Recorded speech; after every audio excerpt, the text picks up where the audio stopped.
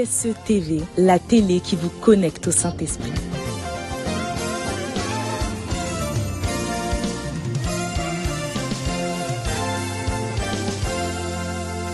Shalom à tous, bienvenue dans ce nouveau numéro de Pasteur, j'ai une question. Pour cette édition très spéciale, nous recevons en duplex depuis la Scandinavie le révérend Honoré. Révérend, shalom à toi, nous sommes vraiment honorés de pouvoir te recevoir ce jour. Comment vas-tu? Quelles sont les nouvelles depuis Malm? Shalom, shalom, servant de Dieu, je vais très bien, la grâce du Seigneur, ainsi que ma maisonnée.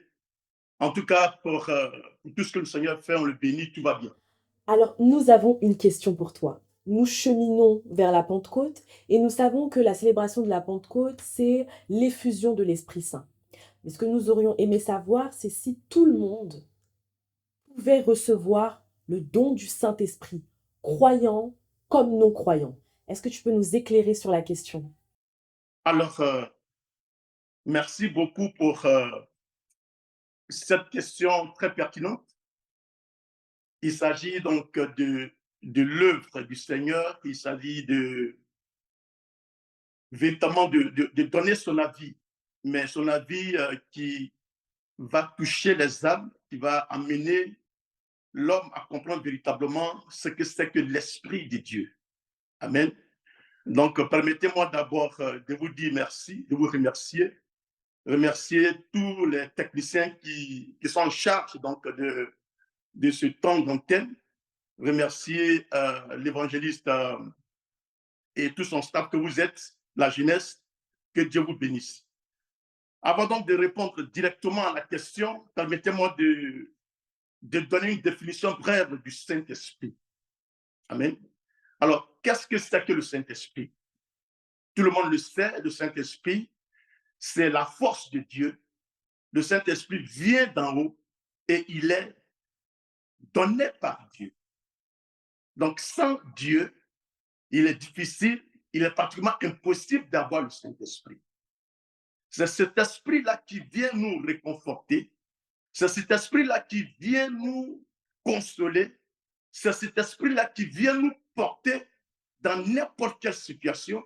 C'est cet esprit-là qui vient nous donner la sagesse de Dieu d'opérer des choses que l'humain ne peut pas faire. Amen.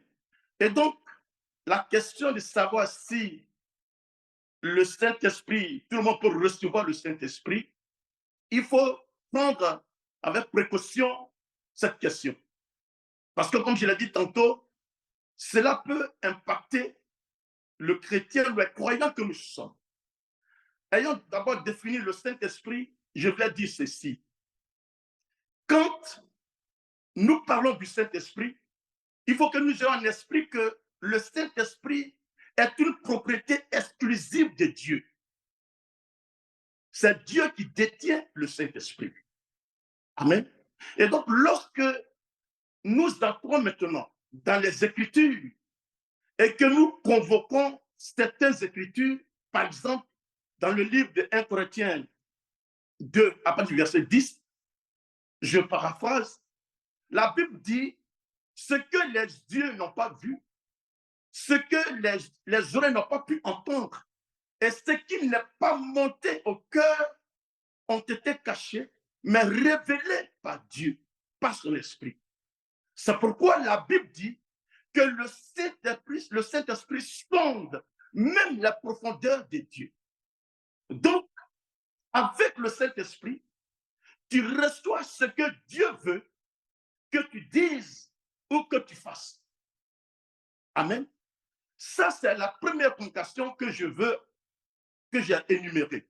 Maintenant, lorsque nous prenons le livre de 1 Corinthiens 12, au verset 4, la Bible nous dit un seul esprit, plusieurs dons.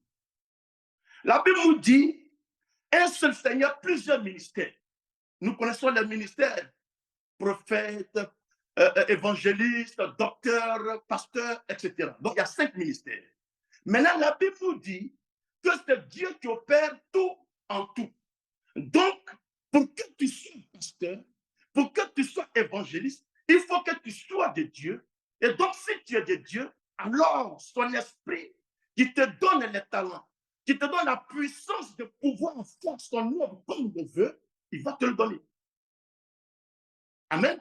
C'est pourquoi dans la mémoire collective des chrétiens, on s'approprie la paternité du Saint-Esprit. On se dit non, c'est nous qui avons droit au Saint-Esprit.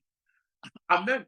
Et c'est de bonne guerre, parce que lorsque nous lisons les Écritures, mais on voit véritablement que Dieu nous donne l'esprit en tant que croyants, en tant que nés de nouveau, en tant que adorateurs de Jésus-Christ, pour que nous puissions faire son œuvre.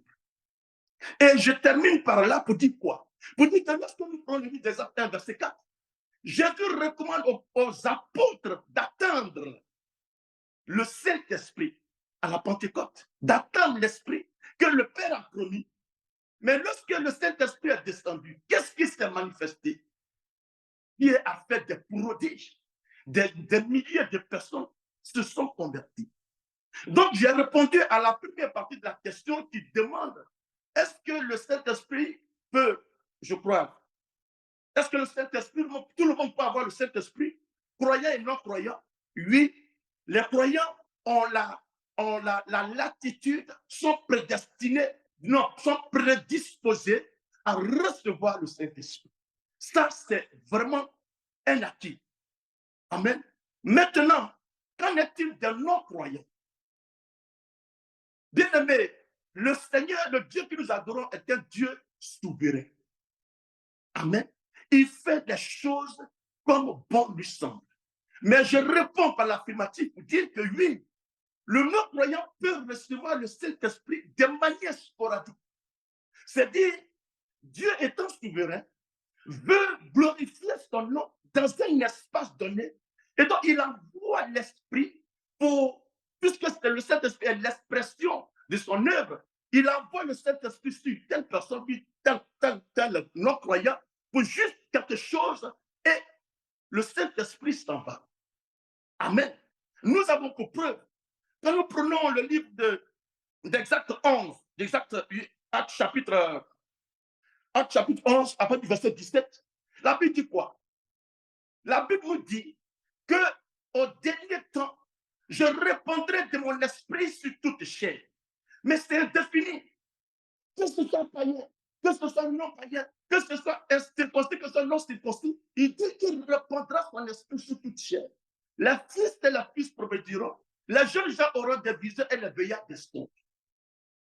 Mais vous qui êtes les serviteurs, les servants de Dieu, quand tu lis le verset 17 et tu descends au verset 11, la Bible dit, oui, c'est Dieu qui dit, oui, je répandrai mon esprit sur mes servantes et sur mes serviteurs.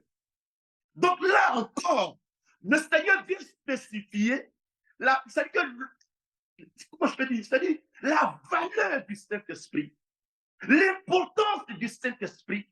Donc ce n'est pas, non, c'est vrai, le croyant peut recevoir le Saint-Esprit, mais c'est de manière sporadique, c'est de manière bon, et puis le Saint-Esprit s'en va. Amen. Et je termine par l'histoire de Corneille. Quand nous allons dans le livre d'Actes 10, Corneille, le centenier, la Bible dit qu'il est pieux, mais il est non-juif. Amen.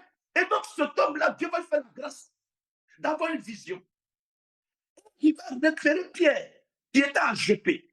Et donc, cet homme-là va venir à Césarée pour manifester la puissance de Dieu.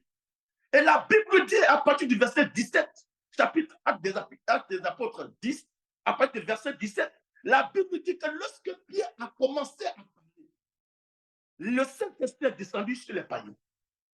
C'est pour cela que procès lui a été fait par les apôtres. Il dit, attends, comment se fait-il que l'Esprit de Dieu est descendu sur les païens? Il dit, mais je n'ai fait qu'élever la voix. Qui suis-je pour ne pas empêcher l'Esprit de Dieu de descendre sur sa créature? Amen. Donc, voilà un peu de manière explicite comment le Saint-Esprit peut venir sur le non-croyant pour simplement manifester la volonté de Dieu, pour que Dieu s'exprime et marquer certainement quelque chose. Donc, vraiment, pour ne pas être long, voilà un peu ce que je voulais dire sur cette question qui m'a été posée. Sur cette question qui m'a été posée. Et j'étais vraiment très heureux de pouvoir répondre. J'espère que j'ai répondu. C'est quand même que je n'ai pas pu convaincre, mais j'espère que j'ai répondu. Et c'est là que je m'arrête. Merci infiniment. Révérend demeure béni, merci pour cette édification, merci parce que tu nous as ouvert les yeux, que le Seigneur te bénisse et que le Seigneur continue de t'inspirer encore et encore pour la seule gloire de son saint nom. Demeure béni.